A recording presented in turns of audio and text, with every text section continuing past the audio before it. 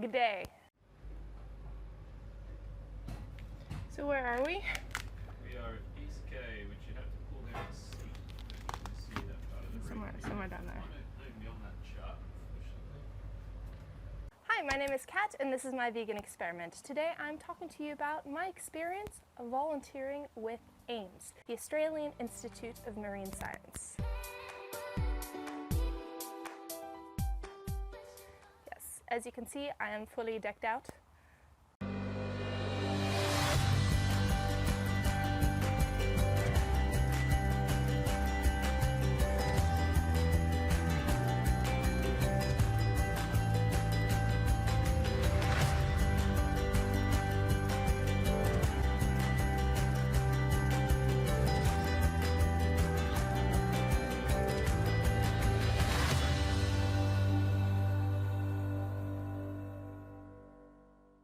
So I'm very excited to talk to you guys about this because it's been one of the coolest experiences I have done, and that was volunteering for the Australian Institute of Marine Science.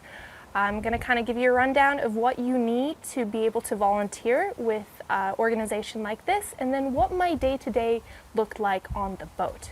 So to start off with, what you got to be is minimum rescue diver level with 50 dives. This is just to make sure that you are a competent, comfortable diver and that they don't have to worry about you during the scientific surveys.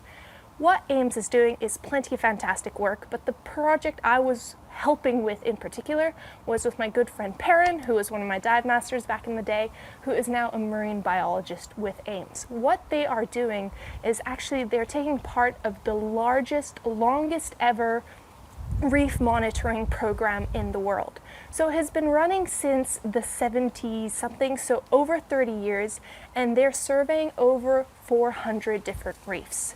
So they have about 56 reefs that they actually go and survey very detailed, and then many more they just do manta tows, so kind of get a larger scale of what's happening. These surveys are extremely important so we can gather data and learn about what is happening on the Great Barrier Reef.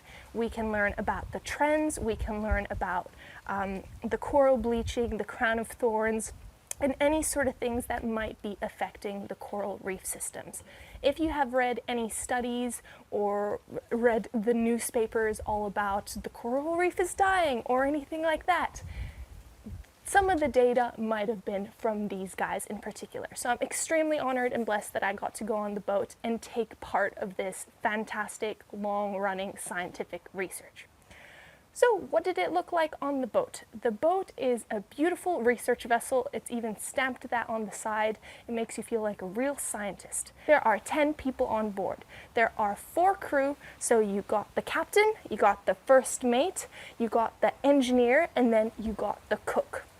Now, I was working with really a fantastic crew. The food is the best I have ever eaten. It was fully vegan for me. For everyone else, it just depended on dietary requirements. So I was on the boat for 10 days. The other people on the boat are the 4 scientists, of course, and then there's 2 volunteers. So one of those could be you in the future. Very exciting stuff. A typical day on the boat looked like wake up in the morning at around 6 a.m. By 7 a.m. you're already having breakfast. There is a briefing at 7:30 by the cruise leader telling you what to expect from the day, what dives you're going to be doing, and so forth. Then to start off the day, you get all geared up and you hop in 2 of the small auxiliary boats, which then take you out to the reef. On each boat, there are 3 people, so you have the 2 marine scientists and then the 1 volunteer. What happens at this point is the 2 boats met on one side of the reef. One of the marine scientists jumps in, and it is the volunteer's job to be timing the manta tows. So manta towing is when a marine biologist grabs onto this board behind the boat and is dragged along around the reef. They can descend or just snorkel at the surface, and then they take down the data of what they see.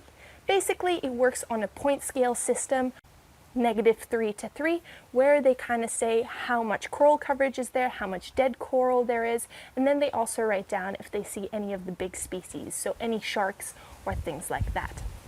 This gives them a rough estimation on how the reef is doing, and if you do it year by year by year, you can see the trends of the reef.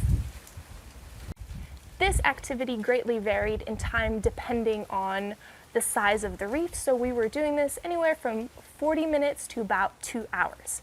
After this, we all got geared up and we jumped on to do our first dive.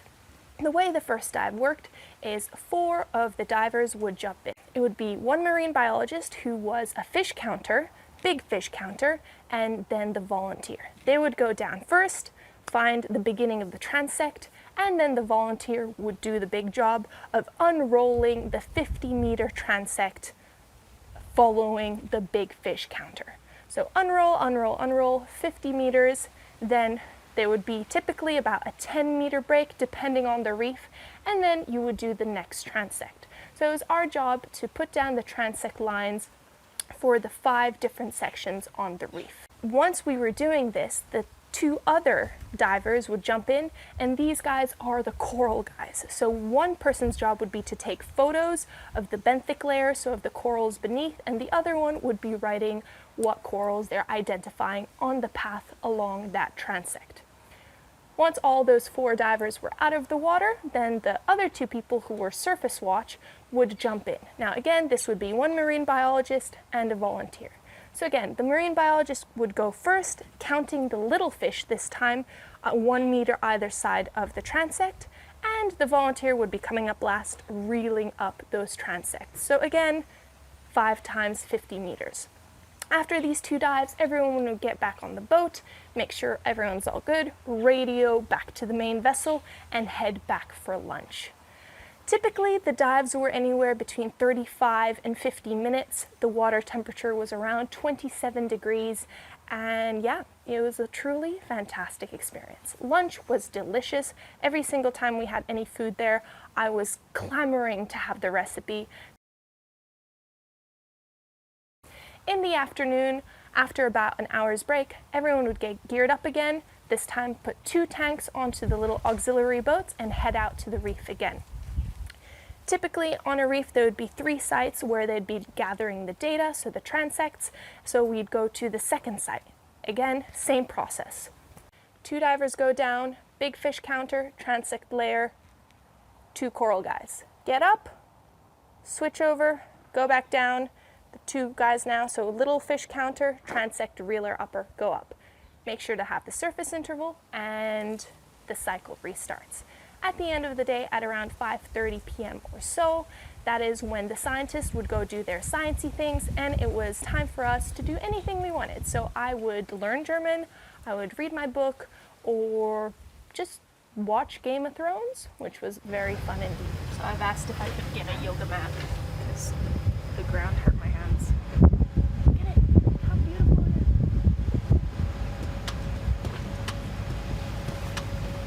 Now I'm walking through the clouds, and all I've got here with me is this golden frown. I've been angry, and I don't know how to pull apart the pieces and get on with the show. On this particular trip, I also helped out doing some water testing quality for a separate science experiment. That's where I do my science stuff.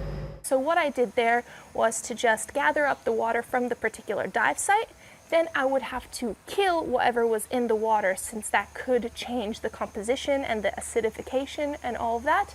So I would put in a very strong chemical I cannot remember the name of now, so I had to get decked out in my science outfit, in my scientific gear, kill that water, make sure it didn't change in terms of acidification, because if the live kind of species in there were allowed to keep going, there would be more oxygen. Anyway, it would change the data, and then put it safely away.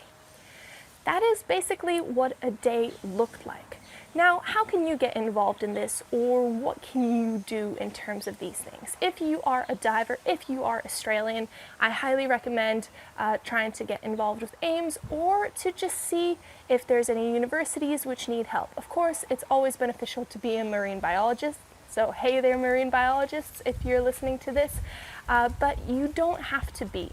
But being involved in the space is always beneficial. Being eager And of course, you need to have all your diving information logged. So you need to have your dive medicals and all of that up to date, but also your logbooks need to be properly filled in. I cannot stress this enough how important it is to have your logbooks properly filled in. I actually got my occupational diver's log, which I'm going to share with you guys now. And yeah, I'm now a professional scientific diver sometimes. So I'd love to get more involved with this kind of thing, and I'm looking forward to doing more volunteering opportunities anywhere basically in the world, but this is one of my favorites because I really felt like I was helping out with a worthwhile cause. So yeah, if you guys have any questions, leave them down below. I do have a full blog post which details all of this stuff in terms of the times and things like that, so check that out. And yeah, if you want to join the ocean loving family, just click the subscribe button. I also have a Facebook page where you can join the Facebook group and kind of be part of the conversation, because together we can make a difference. So yeah, let's keep gathering data about our Earth so we can better help protect it. And I'll see you next time. Bye. Now I'm walking through the clouds, and all of the hills